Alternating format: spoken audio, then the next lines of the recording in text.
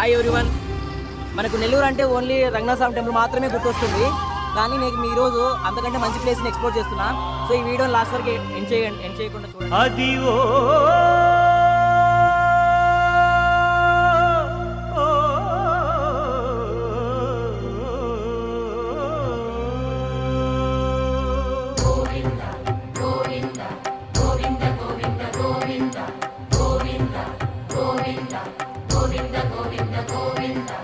Adivo Alladivo శ్రీహరివాసము,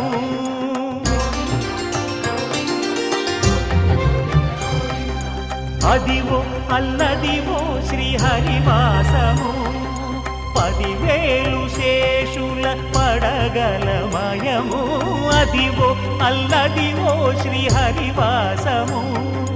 10,000 శేషుల పడగలమయము,